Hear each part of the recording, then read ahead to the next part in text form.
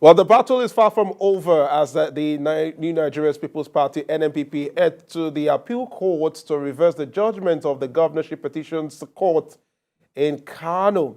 That's our focus on the discussion segment this morning. While one party is celebrating its victory, the other is re-strategizing and restocking its armory in preparation for a fierce battle. Well, that's the situation in Kano State, where the New Nigeria People's Party in the state is saying it is taking the fight to the appeal court, where they would seek an overturn of the judgment delivered by the governorship election petitions the court. Right after the verdict was read, the NNPP, in a swift reaction, outrightly rejected the tribunal's ruling, describing it as daylight robbery that could not stand the test of time. The petitions tribunal had nullified the victory of Governor Abba Kabir Yusuf and awarded the election to the APC candidate Nasiru Gawuna. This appears to be the first scenario where a petitioner was handed victory among the three verdicts that have so far been decided by tribunals sitting on governorship elections in states, as in the case of Enugu and Plateau states, where the sitting governors' results were upheld. Well, we'll be joining the conversation. We have two people joining us, one from Port Harcourt, that's Barrister Eugene, and from Kano is the counsel to the New Nigerian People's Party, Bashir Yusuf Mohammed, who will also join us on the conversation. But before we go to our resource person, let's welcome Alibaba Akpobome. Yes, in-house friend on the breakfast show. We've gone through the papers, but I'm sure you had a glimpse at the papers on your way to the studio. Which of the stories would you have wanted to just touch on? Mohbad. Understandably. Understandably, because it's something about my own sector. I think the horrid burial, the casket, and the stories that are now surrounding the burial, and sometimes how people who want to hijack a proper purpose should be checked. You know, it's like you hold a dog and you tell the dog, hey, go, attack. When the dog begins to do more than what you want to do, you will find it difficult. You find it difficult to control the dog. As they say, it is not giving the monkey the gun; it is collecting the gun from the monkey. That is the issue. That's the issue.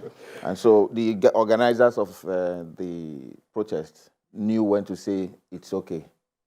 You know, because once your purpose and protest has been, the message has been delivered, you then let the people... And it's a good thing that this is coming from a respected celebrity like yourself, trying to talk to a part of the country or a segment of the society that holds a lot of influence on the behavioral pattern of Nigerian youth. But what's your message at this time to Nigerian youth who are out there and feel perhaps the government is breathing down on them, not allowing them to express themselves? Well, the government itself has said we should let them breathe. So, but the point is that the government is doing what we want them to do. We had asked that an autopsy should be done and action should be taken to find the culprits and bring them to book. And that action is being taken. You know, every other thing you then do outside that will either then make you put you in a bad light. Okay. All right, Alibaba, let's go to our conversation. Kemi, I'm sure you would really want to get into this. Let's welcome our guest, who is a legal practitioner, Bashir Yusuf Mohammed. Good morning to you, Bashir. Welcome to TVC Breakfast on Saturday. Good morning. Good morning. First and foremost, how is your party receiving the verdict of the tribunal? The court has spoken, but how's your party receiving this? Let's hear from you. Not only the party in Kano, but indeed the people of Kano State are in shock of the verdict. In fact, this is the most unaccepted verdict of the court, because it's not only a perverse judgment, but only a judgment that was marred with so many irregularities, a judgment that caused a lot of miscarriage of justice to the party and the people of Kano State. Because the people of Kano State, if you could remember, have come out massively to vote for the NNPP and its candidates. And then this judgment come out to term as stealing the mandate of the people of Kano states without considering the whole legal argument as well as the factual things that was really transpired in the court of law. What I'm saying was that the tribunal has just take away take her head away from the decision, the proceedings of the court, and just look to decide the case based on the understanding of the court, not what transpired really in court. All right, but Bashir, we'll get into the nitty-gritty of the verdict. I'm sure you have a copy of the judgment. We'll break it down, especially the aspect of the 165,000 votes that were cancelled. Well, we've got Ali Baba here. I've got Kemi as well. We'll be asking the question together. Ali Baba, let's take your question. My first question is, who should we hold responsible for the invalidation, for failure to sign the result, the ballot paper, the failure to sign, because they were not stamped, they were not signed. And this is what we were talking about the other time when we spoke with ACJ Okocha. And we said, when you have a process, the failure of the institution to carry out its own role can jeopardize the whole process. And what is it? It's just stamping and signing the result. Why was that not done? How do you see that, sir?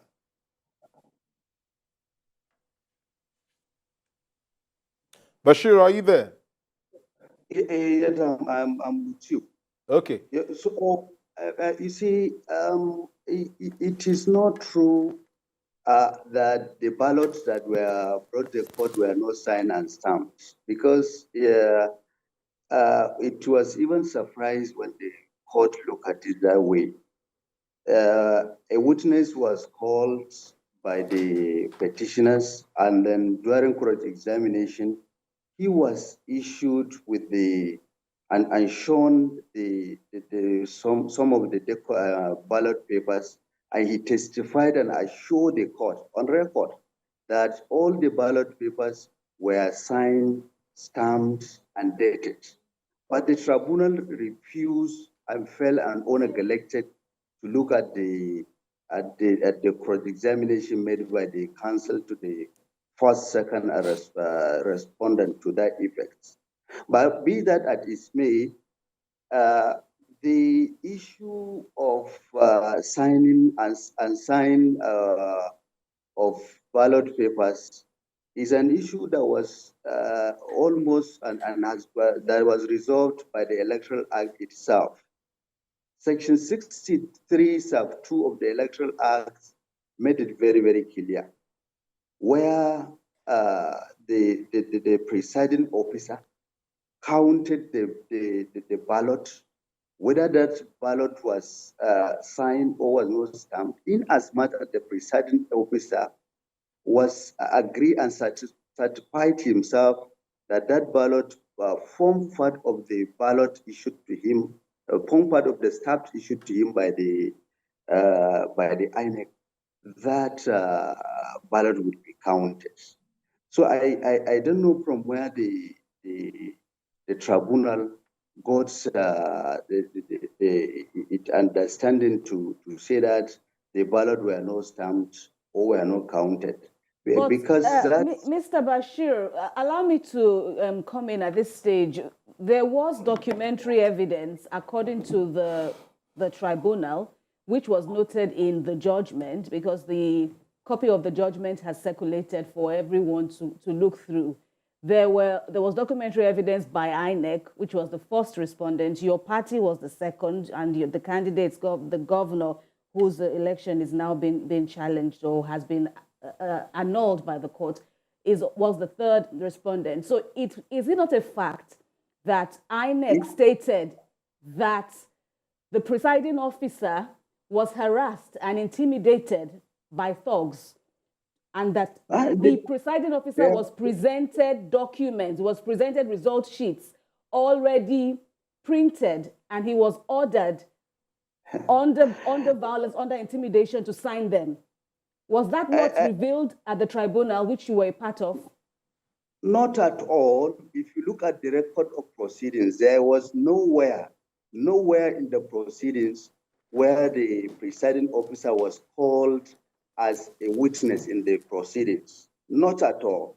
In fact, the petitioners did not call any witness to demonstrate as regards to the ballot papers. No witness was called. If you look at the judgment, maybe I don't know the judgment that you look often to make this your conclusion. The judgment that I have, because I saw two judgments that were going around the social media, and there was one that was not certified, which indicate that the APC people has already gotten a judgment before even that judgment was read, because it is uncertified judgment going around. But the certified judgment that we have, you will see that the tribunal only analyzed 30 witnesses. That 30 witnesses were only the agents at the polling units of the petitioners. The all evidence that they give is as regards to the issue of overvoting. There was no evidence that was called by the petitioners to demonstrate or to show that issue of unstamped ballot papers. Nowhere in the record. We do have the certified true copy already. We have the certified true copy of the judgment. And if you look at it, there was nowhere where evidence was called on as regards to the issue of ballot paper. What the tribunal was saying is that the tribunal itself retire into its chambers, take the document that was the ballot that was brought into it, look at it, and come out with what the calculation, which was speaking, Mr. Bashir. Mr. Bashir, let's look at some other parts of this conversation. Aside the governorship election, some legislative seats that were won by your party, some of the verdicts from the tribunal have overruled them. Do you think perhaps the NMPP has some case on their hands to answer? And when you go to the appeal, when you appeal the judgment from the tribunal, what are the grounds that you will be appealing against so that you can have the judgment in your favor? What are the grounds you're looking at based on the judgment that you have? Let me take it from that your last angle. You see, if you look at the judgment, it's seriously perverse and a serious judgment. There are more than 150 grounds which will be taken out from the judgment.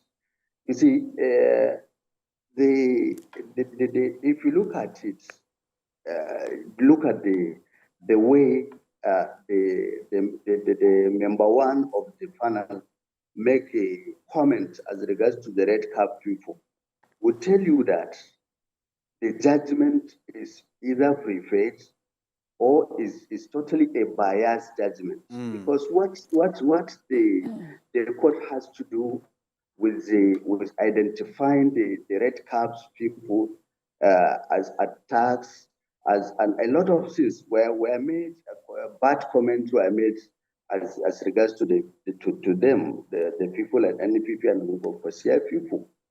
That this is clearly to show you that there was a biased judgment. Now, if you look at the last, even the order that was made by the tribunal, they were saying that it was hereby ordered that the petitioner Nasir Yusuf Gawuna and Nasir Yusuf Gawuna, the candidate of the petitioner, was not a party to the case at all.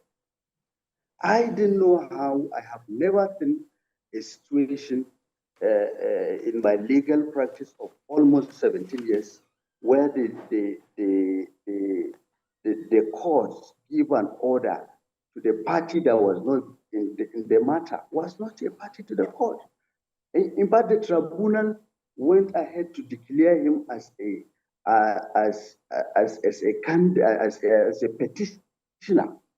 But, You see, there are a lot Mr. of things. Bashir, his party, even if it is a fact that Mr. Gawuna was not a petitioner, and there are conflicting reports to that claim that you just made, but even if it is true that he wasn't a petitioner, his party was a petitioner as well, and the party fielded Mr. Gawuna.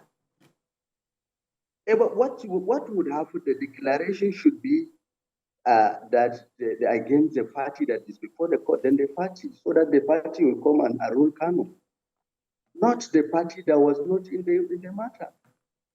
It has never been done this way. We have to protect the dignity of the judicial system. You see, let me tell you, all this issue of non-compliance of the Electoral Act were thoroughly dealt with by the presidential election tribunal by the Court of Appeal. All these issues on how to prove of voting, how to prove non-compliance of the document, the issue of Section 137 of the Electoral Act, which was heavily relied upon by the tribunal, were dealt with by the presidential election tribunal. Like, no, you cannot, the justices of the tribunal cannot just retire into their chambers, look at the documentary evidence, and give their verdicts. There has to be a witness, more specifically, the polling agent of each and every polling unit that the petitioners allege non-compliance. They have to come to the court, show the document before the court, and demonstrate before the court, thereby linking the document with what happened in the polling unit, because they are the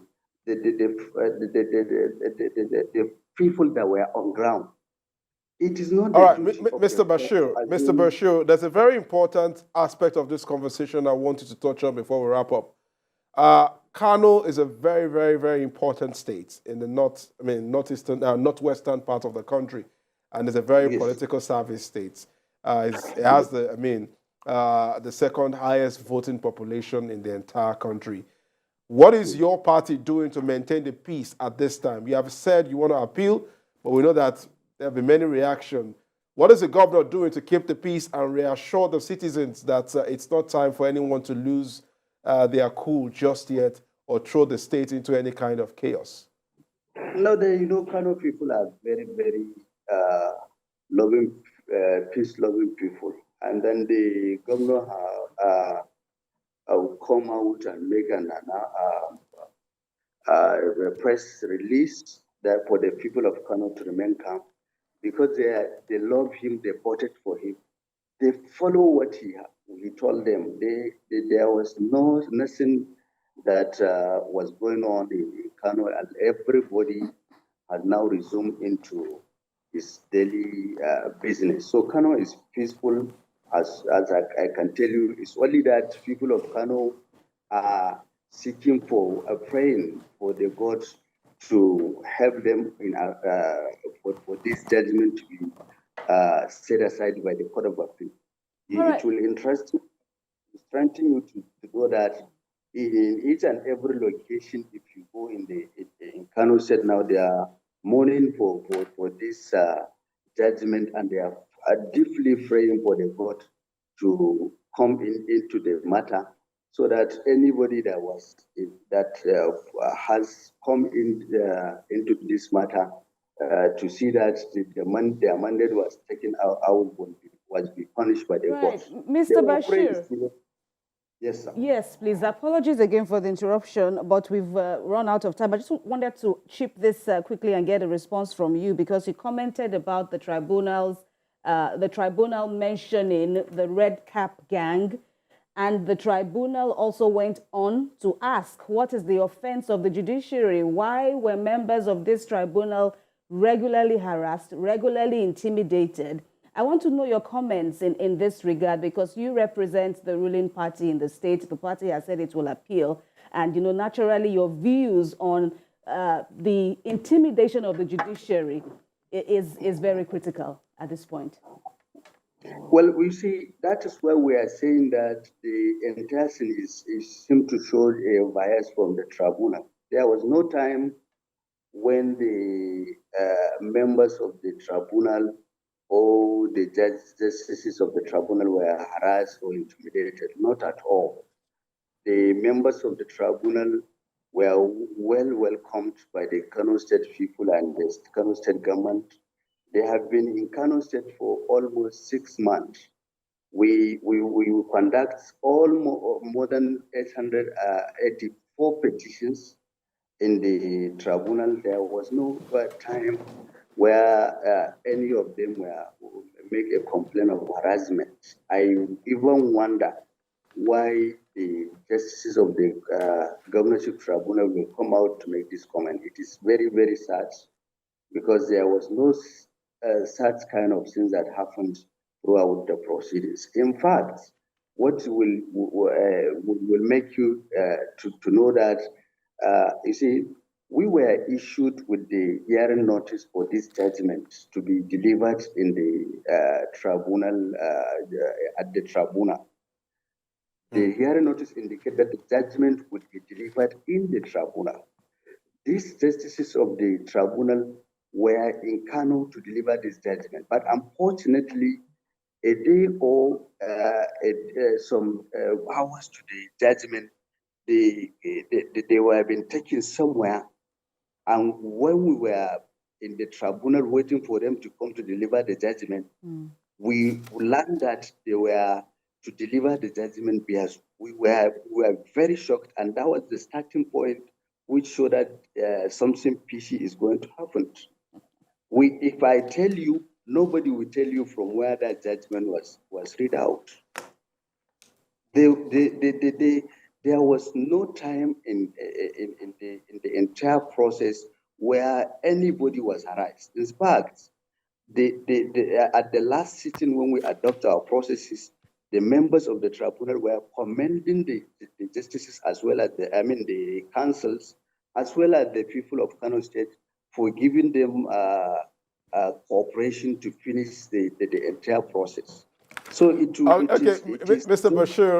Bashir, we must really appreciate you for your time and, of course, telling us the next action plan of your party. We want to say a big thank you for joining us.